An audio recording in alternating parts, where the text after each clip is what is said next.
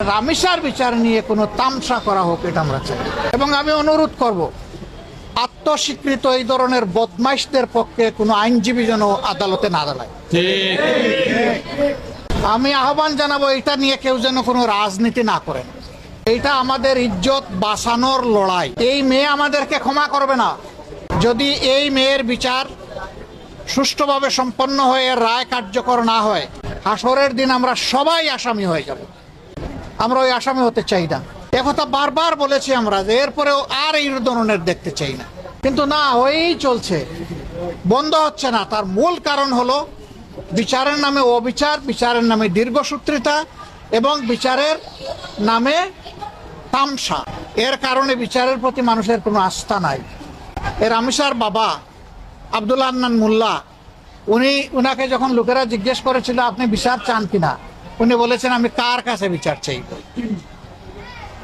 আমরা বিচারের প্রতি এই যে অনাস্থা তৈরি হয়েছে বিভিন্ন ধরনের হস্তক্ষেপের কারণে, আমরা চাই অনাস্থার সংস্কৃতি থেকে বিচার বিভাগ বের হয়ে আসুক।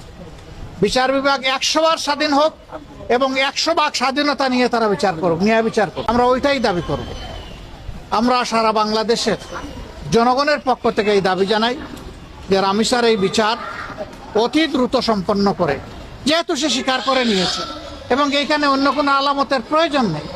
আলামত একদম স্পষ্ট, সে এবং তার স্ত্রী এখান থেকে কোনোভাবেই রক্ষাকে পেতে পারে না। এই দুইজনকেই বিচারের আওতায় আনতে হবে। এখন ধানাই পানাই করার জন্য আরো কার নাম বলতে পারে, বিচারকে দীর্ঘসূত্রে করার জন্য নাম বলতে পারে, এটি একটা চক্রান্ত। কোনো শয়তান হয়তো এগুলো শিখাইও দিতে পারে।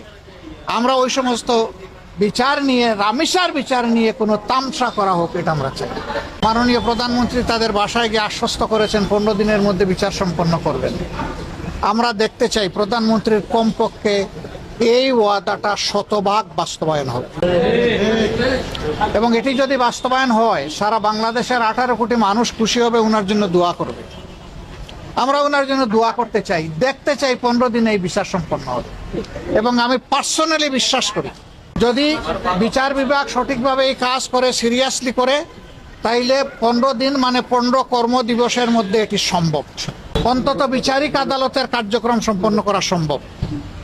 তারপরে দ্রুততম সময়ের মধ্যে এই রায়কে কার্যকর করার জন্য হাইকোর্টে পাঠাতে হবে। ওইটাও যদি সিনসিয়ারিটি থাকে, উদাহরণ সৃষ্টির জন্য, ওইটাও 1 মাসের মধ্যে হয়তো বা সম্পন্ন করা সম্ভব।